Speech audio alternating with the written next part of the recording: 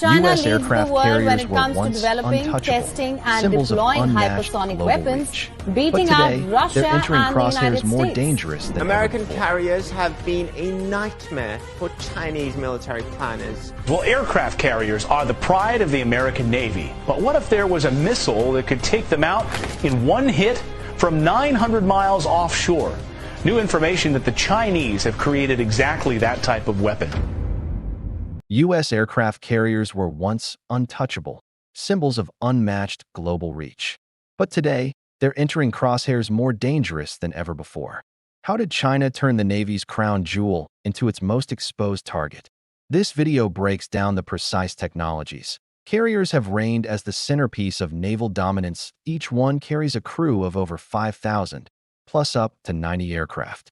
While these numbers reflect immense power, they also reveal risk. They're big, expensive, and hard to hide.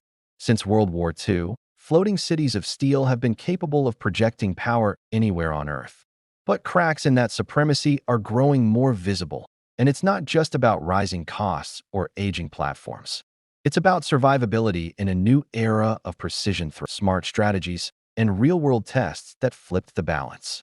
You'll learn how this shift happened, why it's changing global power dynamics, and what it means for future naval operations. If you thought carriers were unstoppable, think again. In multiple war games, U.S. carriers are consistently neutralized early in high-end conflicts involving China. These aren't speculative theories. They're carefully modeled combat exercises involving real-world weapon systems and geography.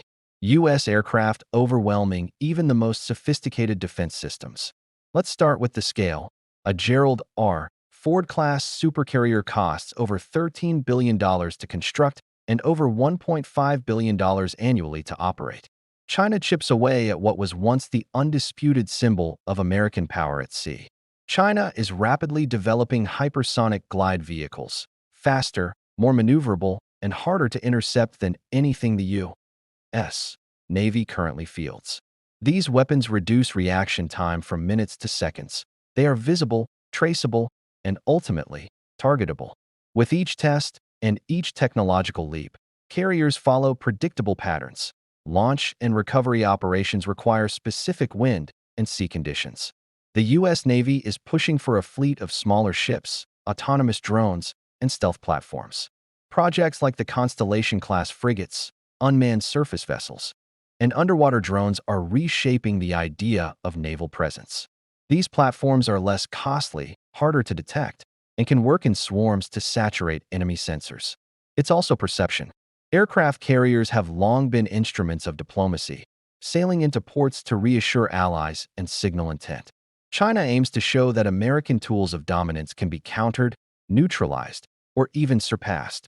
And that message resonates not just in Beijing, but in capitals across Southeast Asia, Africa, and Latin America.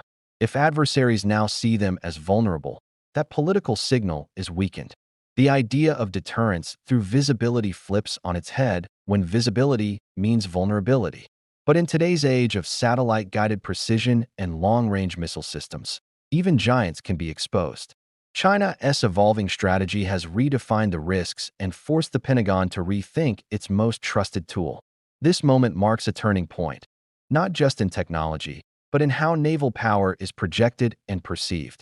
What comes next isn't about size. It's about speed, adaptability, and staying ahead of the targeting grid. The carrier era isn't over, but its role is being rewritten right now. But these tools are limited by sensor saturation and response speed. The cost to defend is rising exponentially, while the cost to strike is decreasing. The Fujian, launched in 2022, is its most advanced yet, featuring electromagnetic catapults, larger flight decks, and digital systems that rival U.S. Ford-class carriers. Or shift entirely to a more distributed, AI-enhanced doctrine fit for 21st-century conflicts. Either path marks the end of an era and the beginning of something entirely new. More concerning are reports that China is developing nuclear-powered carriers, potentially allowing for global, sustained operations. By increasing the operational range of manned aircraft without exposing pilots or carriers, the MQ-25 represents a critical evolution in carrier warfare. This operational footprint, once manageable, is now a vulnerability in an age of satellite surveillance, electronic tracking, and long-range weapons.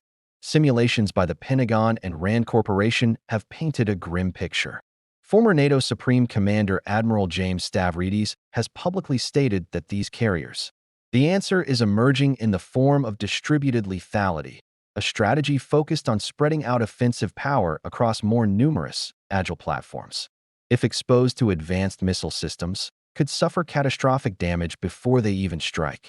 Similarly, Elbridge Colby, architect of the 2018 U.S. National Defense Strategy, argues that carriers could become liabilities in contested zones like the Taiwan Strait. The stealthy Virginia-class attack subs and the upcoming Columbia-class ballistic missile subs can operate deep within enemy zones, undetected by most tracking systems. Its anti-access/area denial strategy, known as A2/AD, doesn't require matching the U.S. ship for ship. It simply aims to keep those ships out of range. They're part of an integrated kill chain, a system that combines satellites, radar, drones, and command centers into one seamless targeting network, demonstrating not only missile accuracy, but also data collection capabilities for refining future strikes. Once a target is detected, its coordinates are updated in real time, allowing the missile to correct course mid-flight. The result?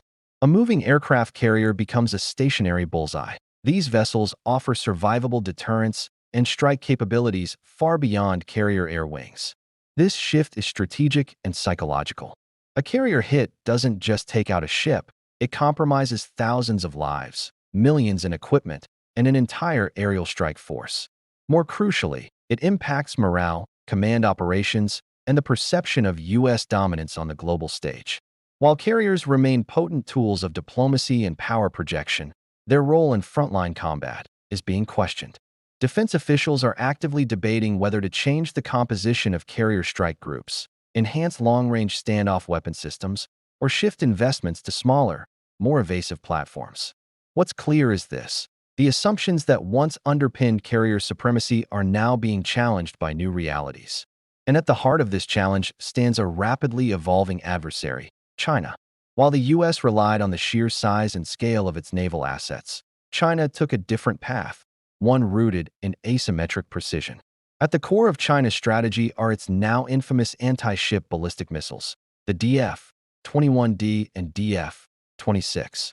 The DF-21D, nicknamed the Carrier Killer, is designed specifically to strike moving ships at sea. With an operational range of over 1,500 kilometers, it can target vessels across the South China Sea without leaving mainland territory. The DF-26 takes it further, reaching up to 4,000 kilometers, enough to threaten targets near Guam or beyond. But these missiles don't operate in isolation. Satellite imagery confirms China has physically built life-sized replicas of U.S. carriers and destroyers in its Taklamakan Desert. These mock-ups have been struck repeatedly in live-fire drills, and it doesn't stop at ballistic missiles. To counter this, the U.S. Navy employs Aegis-equipped destroyers, SM-6 interceptors, and airborne early warning systems. Clear signal: American carriers are no longer safe. This shift doesn't just challenge naval tactics, it disrupts decades of strategic doctrine. And that disruption is now echoing across the Pentagon's war planning rooms. If the carrier is no longer invincible, what comes next? That's the question now dominating defense circles from Washington to Pearl Harbor. Instead of relying on a single floating fortress, another key pillar is the MQ-25 Stingray, a carrier-launched drone designed to refuel fighter jets mid-air. Submarines are also seeing a resurgence in relevance. But strategy isn't just hardware. Meanwhile, China is actively expanding its carrier fleet. This technological race is no longer just a comparison of weapons, it's a narrative contest. The U.S. Navy's response is at a crossroads. Reinforced carrier groups with more tech and armor, U.S. aircraft carriers are still marvels of engineering, symbols of reach, resilience, and raw power.